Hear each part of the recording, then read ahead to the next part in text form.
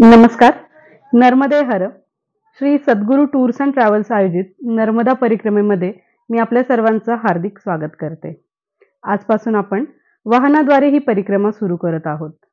तर ही परिक्रमा का करतात, याचे नियम काय आहेत, याची उत्पत्ती कशी झाली, हे सगळे जाणून घेण्याची तुमची सर्वांची नक्कीच इच्छा असणार आहे.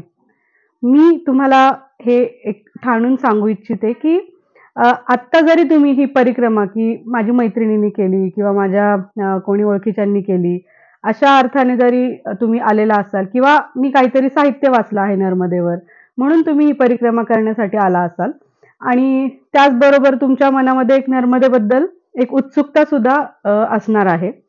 तर नक्कीच मी तुम्हाला हे वचन देते की आत्ता तुम्ही जी भक्तिभावाने नर्मदा परिक्रमा सुरू केलेली आहे, तर जेव्हा नर्मदा परिक्रमा संपत येईल, त्यावेळी तुम्ही नक्कीच या नर्मदा मैयेच्या प्रेमात पडलेले असणार, इतका मला विश्वास आहे, इतकी माझी नर्मदा मैयेवर श्रद्धा आहे.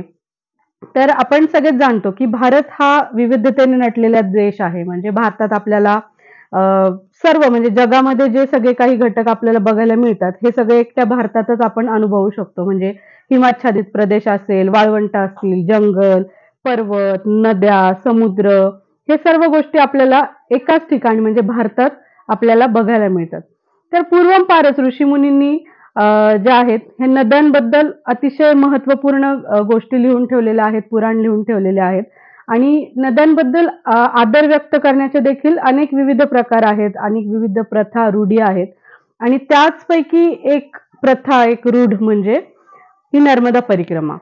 तर ही नर्मदा परिक्रमा नक्की आहे काय? या सगळ्याचं उत्तर आपल्याला जाणून घ्यायचं असेल तर तुम्ही आता हे जे व्हिडिओच्या माध्यमातून मी आपल्याशी संपर्क साधत आहे, तर या व्हिडिओच्या माध्यमातूनच मी तुम्हाला या नर्मदा मैयेची महती सांगत जाते. तर आपण सुरू करूयात.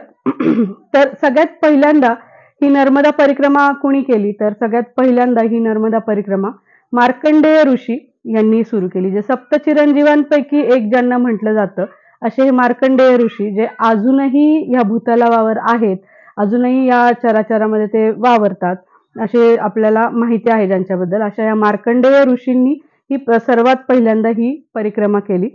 जेव्हा मार्कंडेय ऋषींनी ही परिक्रमा केली होती, त्यावेळी त्यांना जवळजवळ 27 वर्ष ही परिक्रमा करण्यासाठी लागले होते. जेव्हा त्यांनी ही परिक्रमा केली, त्यावेळी त्यांनी नर्मदेला ज्या नद्या येऊन मिळतात, त्या नद्यांची देखील, त्या छोट्याशा ओढ्याची, त्या छोट्याशा झऱ्याची देखील परिक्रमा केली होती आणि अशी शास्त्रशुद्ध परिक्रमा करण्यासाठी त्यांना जवळजवळ 27 वर्ष एवढा कालावधी हा लागला होता.